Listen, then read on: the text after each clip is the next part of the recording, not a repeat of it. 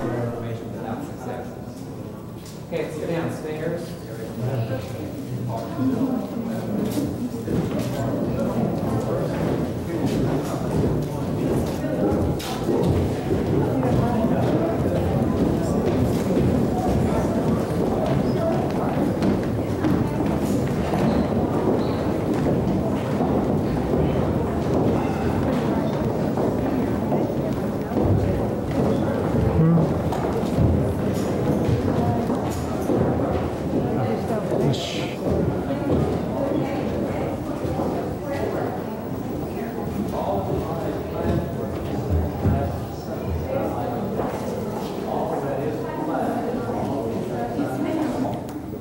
When they got it here, they shipped it by train, and when it arrived, they suddenly realized they could not possibly get this huge thing into the building. It was so big.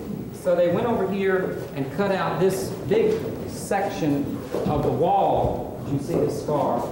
Clear down through the foundation wall below. And then they dug a huge trench out into the lawn in order to get this enormous vault back over in that corner where you're all standing there. And they took up the floor. You can see it's been patched in this big rectangular shape here. They removed all that flooring because that helped them get the vault in position, and then they had to pour reinforced concrete all around the whole thing. I won't take you down to the vault because all you would see would just be a big locked door. And access to it is by this staircase right here, which was cut in 1942 to give them a way to get down to the vault. We're planning on closing that staircase so that we can reopen the old fireplace there. And from here on out, their access to the vault will be through a doorway into the basement below. They cut the basement wall.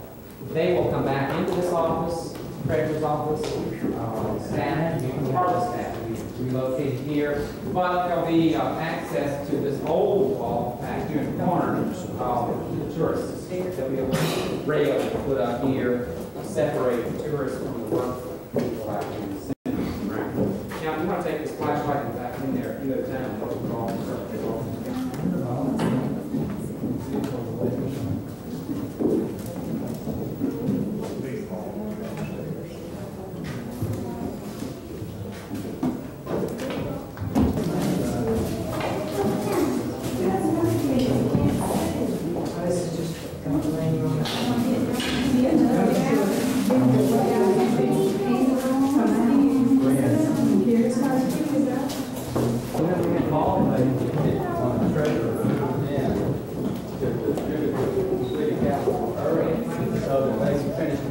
of the vault.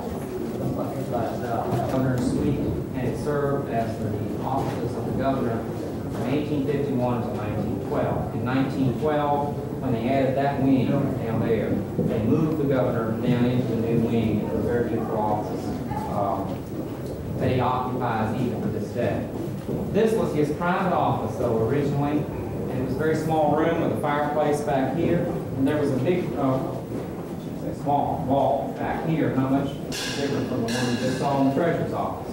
There was a little metal door on the inside, and there was a wooden door on the outside behind the fact that it was actually across. The middle door right there is the only original door. This one to the right, directly next to it, was added later. So actually there was only one doorway that went into the room beyond. And that room just beyond out there was the reception room, and it housed the entire governor's staff.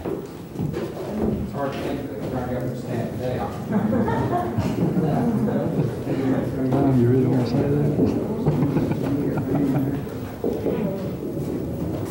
They left this space in 1912 and moved into the new offices down the hall. The state immediately took this space and chopped it up into small offices. And they ran a partition across here, right from the edge of that window, directly back to the corner of this door. And then they ran another partition from right here to that wall there. And you can see in each place a long, narrow strip where the partition butted up against the wall.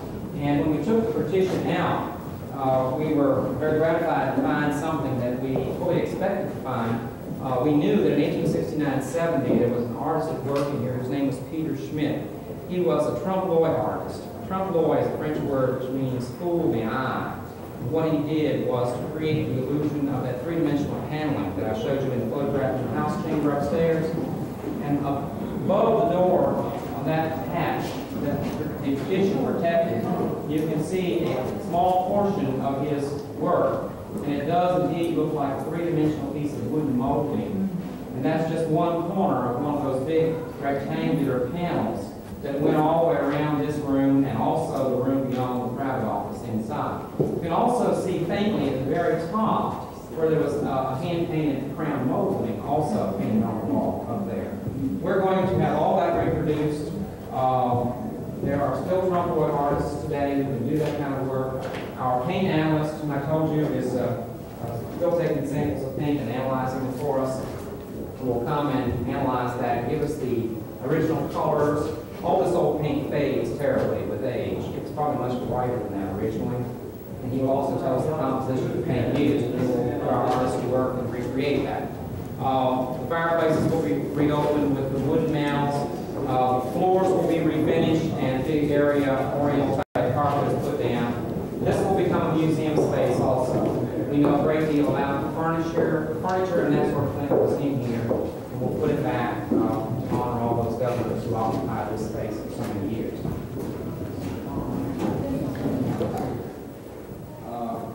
I meant to take you into the office across the hall, but it's occupied right now, so I'm going to bring you in quite quick. This was the original 1912 Secretary of State suite. He moved from down the hall in 1912 when this wing was built. This is the reception room for the governor's offices. Notice the nice plastic cornice. You'll find that cornice, or one similar to it, throughout this entire suite, even upstairs. There are beautiful cornices like this. This room and the room adjoining it were heavily redecorated in 1945. Before that time, all this woodwork was stained mahogany. Baseboards, every piece of woodwork was seen was dark finish. It wasn't real mahogany wood like we saw over in the office a few minutes ago. It was stained to match that. The floors were always carpeted. In fact, they weren't just a few weeks ago we tore it out. In 1945, the reason for painting this was that the interior decorator outfitted this room in reproduction and some authentic Regency-style antique furniture, which looks best with painted woodwork and is historically associated with painted woodwork. So he came through and painted all the woodwork sort of out color. We're going to leave pretty much the decor that you see here. Of course, we'll clean everything up, repaint, put down new carpeting and all that sort of thing. We don't have a great deal of real restoration work to do in this suite. By the way, those two little rooms in the back there were little secretarial offices originally. In recent years, they have served as the offices for security men and also for news media people, press secretaries, staff, and that kind of thing. And this was the executive secretary.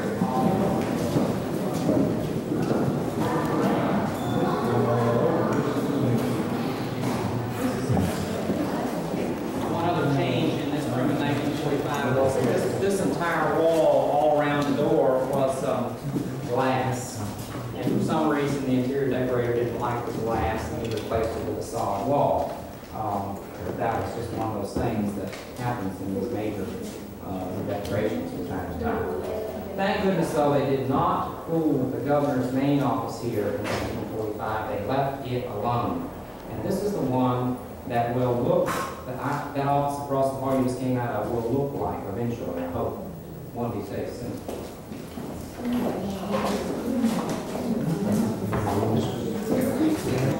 Paneling, it's not just stained or fake, it's actual San Domingo mahogany.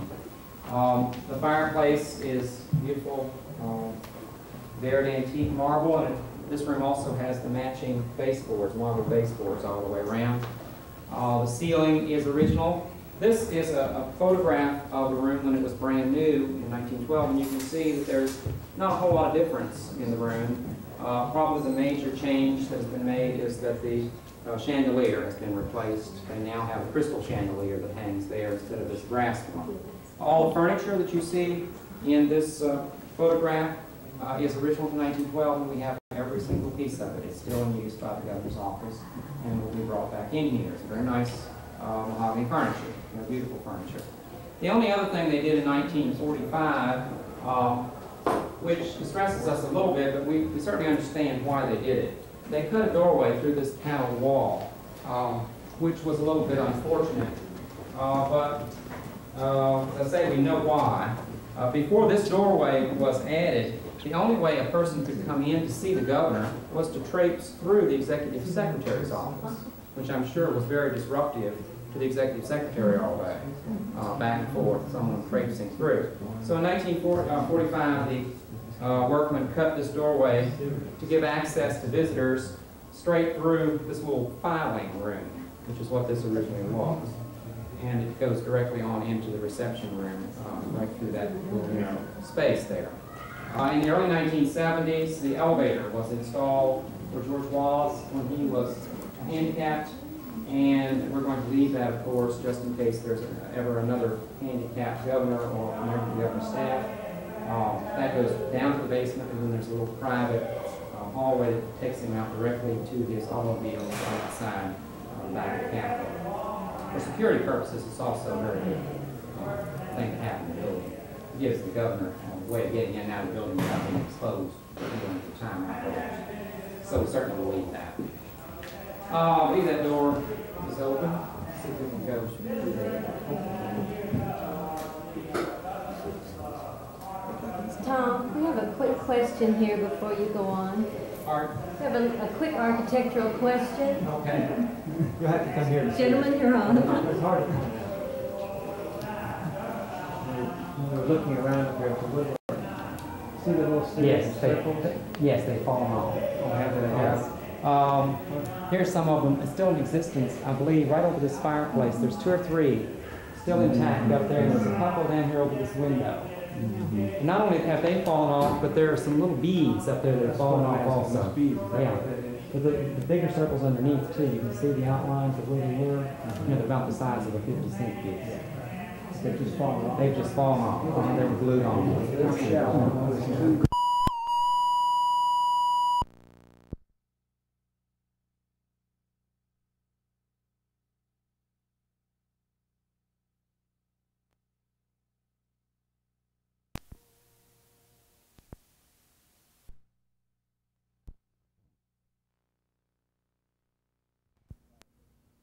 Building as they did the first one. In fact, they were $15,000 shy of what they had spent 2 years earlier on the first building.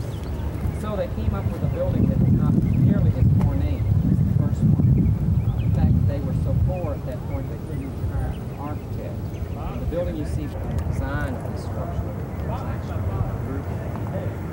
So what we're seeing today is a building that was constructed in the center, just the center portion now. Going over that pair of columns there, and likewise the same length on the other end. That was all built from 1850 to 1851. And then there was an addition put building at various times represents various epochs of history. So what we're trying to do is restore each part of the building back to its specific history as much as we can. And we represent it that way. Let's go in, and I'm going to take you first into this wing where I'll show you a very fine space. And I'm not going to attempt to show you every room in this building, but I'll do that.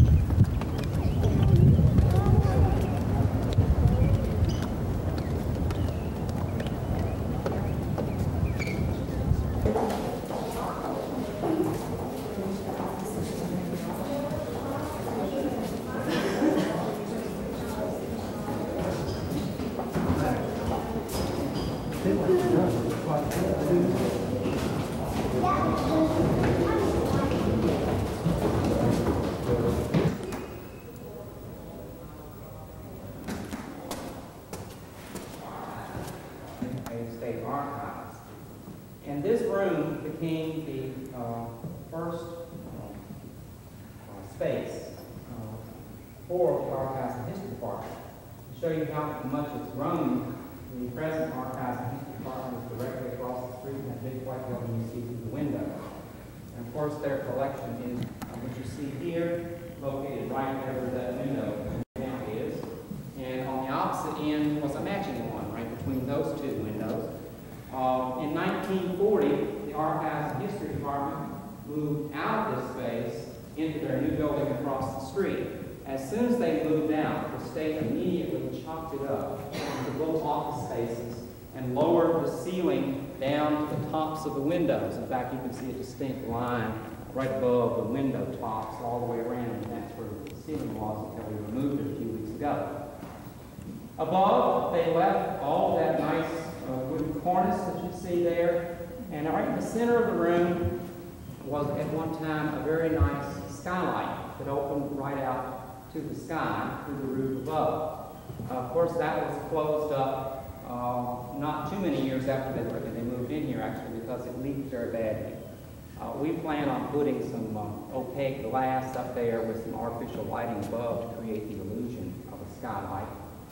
This room will be reused as the major legislative hearing room. We would like to just restore the walls and the nice cornice, create the fireplaces with the nice marble manels. And by the way, we know where those marble manels are. In 1940, when they chopped this space up, they sold those manels to Jasmine Hill Gardens out in Tumper. And they took them out there and took them apart and made picnic tables out of it. Most god-awful things you ever saw in your life, but we hope to either get those donated back, or the architect tells us that a good marble cutter can go out there and measure them and reproduce them exactly and put them back. At the far end, we're going to have a horseshoe-type desk arrangement with microphones for the speakers during the hearings, and then in the center of the floor, just simple, movable, modern chairs. And we hope that the room could also be used not only by the legislature for hearings, but also by the public from time to time for whatever purposes, meetings they would like to have in here. Across the hall, those offices will become office spaces for some governmental agency or other. We're not sure just what one. Well, at least you can see where they hold the ceiling.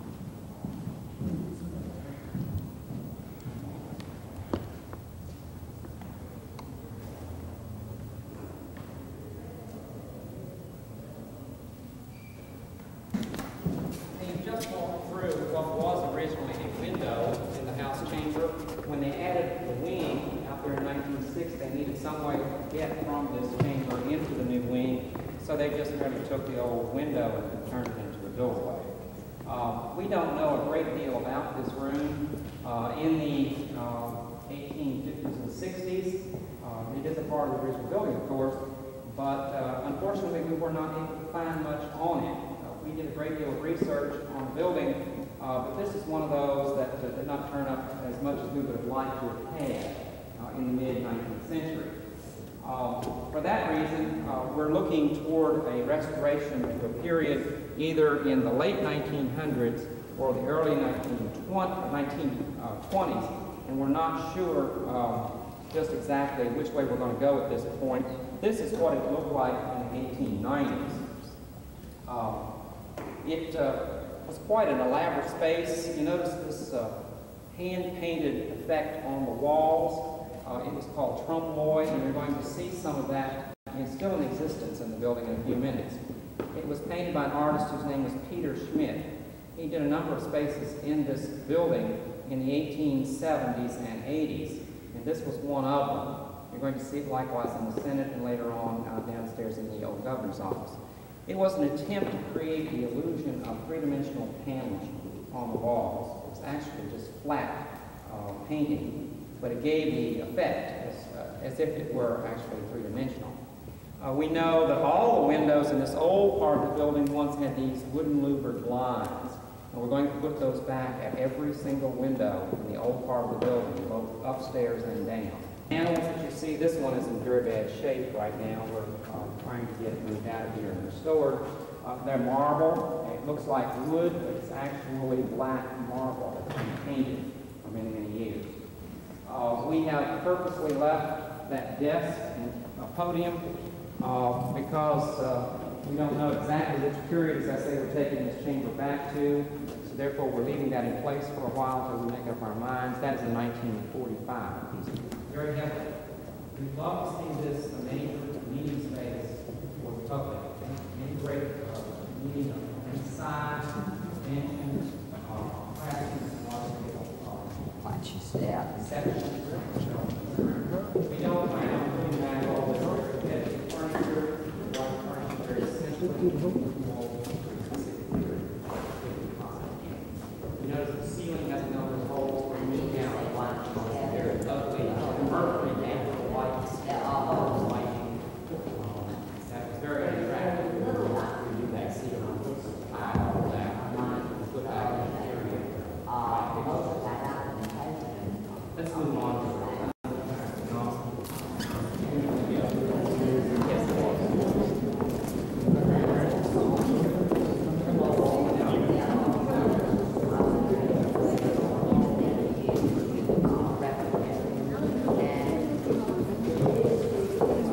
It was a very plain space. It did not have all this elaborate decoration that you see now.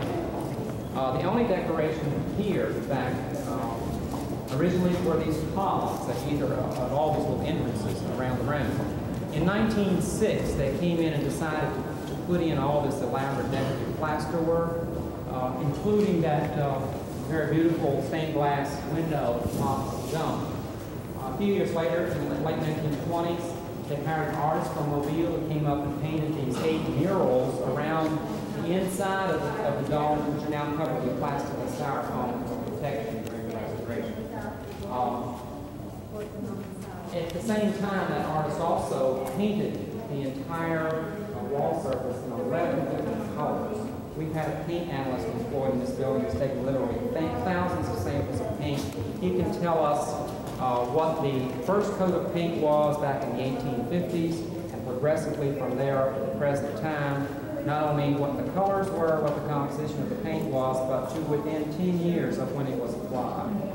So we know the exact color scheme to use for the restoration back to late 1920s and early 30s, which is where we plan to go because we feel it would be very foolish to try to take out all of this plaster and put back just a plain whitewashed space as it originally existed.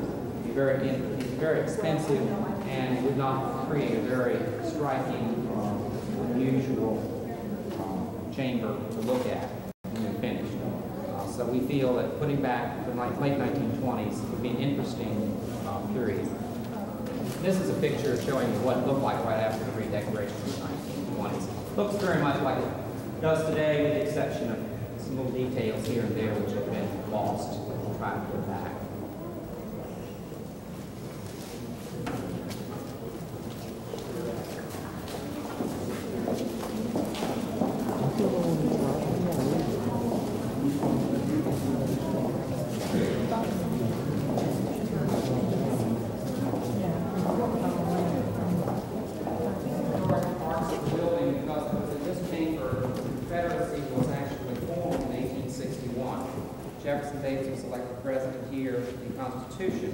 Where the Confederacy was drawn up in this room.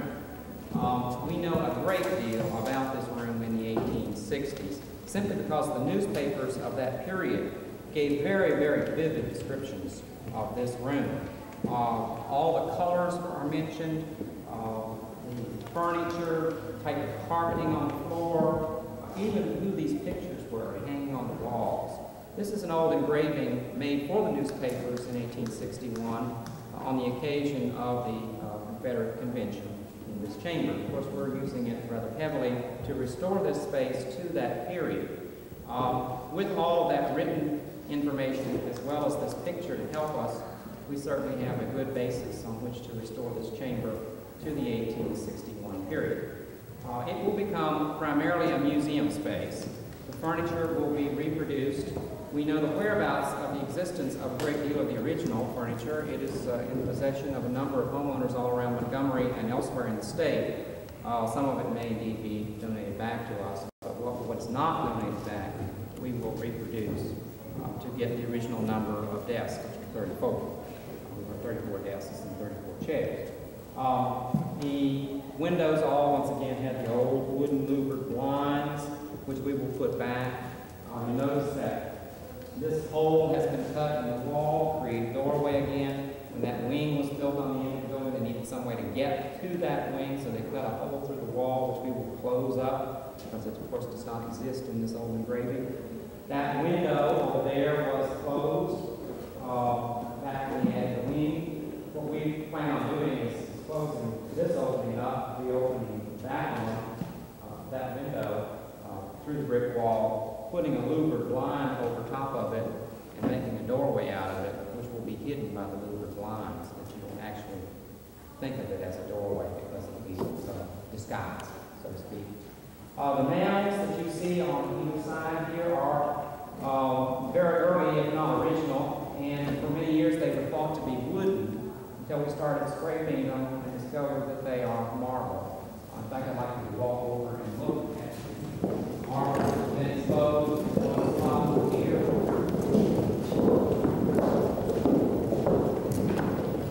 It's hard to believe that people painted marble, but they did. We're not sure exactly why, but maybe it was considered fashionable, I don't know.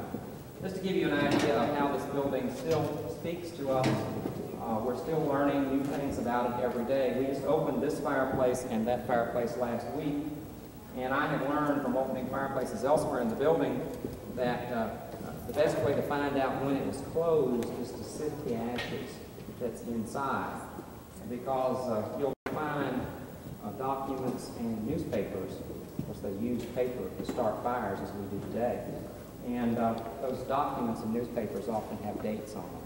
And sure enough, I found documents in both fireplaces dated 1927, which tells me that they were closed in 1927. There are all sorts of little bits and pieces of information that this building still has to relay to us. And we've learned to try to figure out using the building itself. I wanted to show you that even the old original podium is visible over here if you know what to look for. Here are the original steps, clearly outlined on either side. And on the floor, there's actually an outline of the old podium. Here's one corner of it right here. It's a little bit hard to see with all this dirt right now, but when we get it swept, it is very easy to see. We also have excellent photographs of this podium taken in the 1920s and 30s before it was removed. So using both those photographs and this physical evidence, we can recreate that podium exactly, down to the ½ inch at least. And of course, the old photographs of the 20s and 30s also show a good deal of this original or early furniture. We are in the process right now of having this furniture reproduced, along with the chandelier, which appears here. That kind of thing will be reproduced, along with period carpet on the floor. It will not cover the entire floor, but there will be runners between the desks. And the old original wooden floor will be exposed, where we can still see it as it was in the 1860s.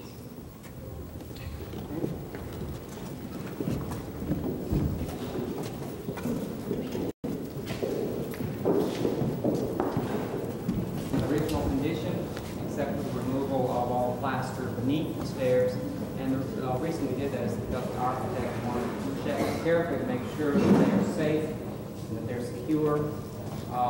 We call them an architectural engineering wonder is because from where they start the curve, all the way down this curve, there is no place in which the stairs are actually fastened back into the wall itself. These wooden members